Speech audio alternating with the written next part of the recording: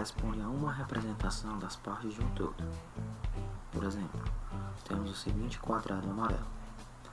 Se dividirmos esse quadrado amarelo em 4 partes iguais, e nessas 4 partes iguais eu pinto uma parte de azul, pergunta-se, qual fração representa a parte azul em relação ao todo? Ora, 1 em 4. 1 em 4 representa o todo, e 1 é a parte azul. Dessa forma, temos que 1 é o meu numerador e 4 o meu denominador. E a sua leitura é da seguinte forma: lê-se 1/4. Observação: a partir do denominador 10, temos 11 avos, 12 avos, 13 avos e assim sucessivamente. Por exemplo, 1 sobre 12, lê-se 1/12 avos. É válido ressaltar que uma fração também é uma divisão. Frações e números racionais.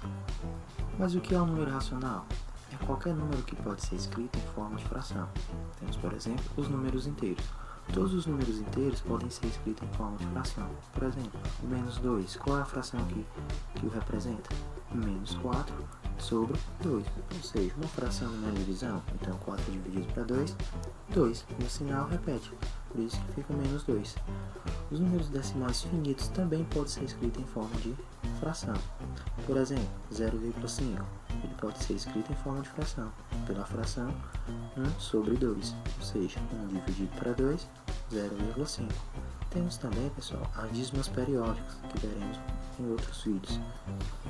Nesse caso, a dízima periódica é aquele decimal que ele é infinito, porém ele tem um período que se repete. Por exemplo, menos 0,333, eu sei qual vai ser o próximo número que vai se repetir, 3.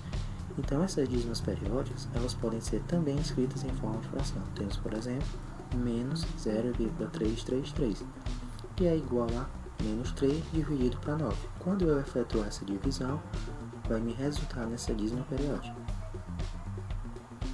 Frações próprias e impróprias. Diz-se que uma fração é própria quando o numerador é menor que o denominador. Por exemplo, 2 sobre 3. O meu numerador é menor que o meu denominador. E diz que frações são impróprias quando o numerador é maior ou igual que o denominador. Por exemplo, 4/3, ou seja, o meu numerador está sendo maior que o meu denominador. Outro exemplo seria 4 sobre 4, em que meu numerador é igual ao meu denominador. Quais as representações de um número racional? Exemplo, 5%.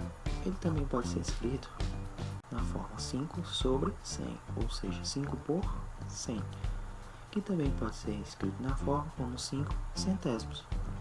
Temos, ou seja, a representação percentual, sendo 5%, minha representação fracionária, sendo 5 sobre 100, e minha representação decimal, sendo 0,05, ou simplesmente 5 centésimos.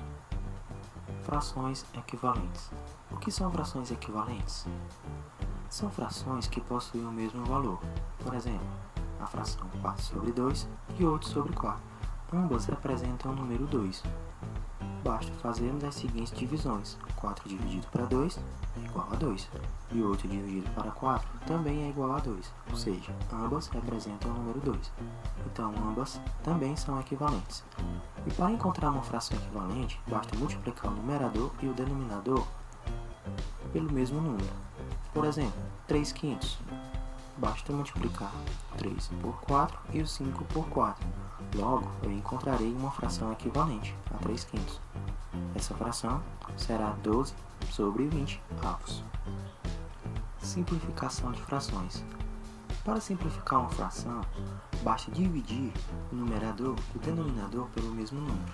Por exemplo, a fração 6/8. É possível simplificar?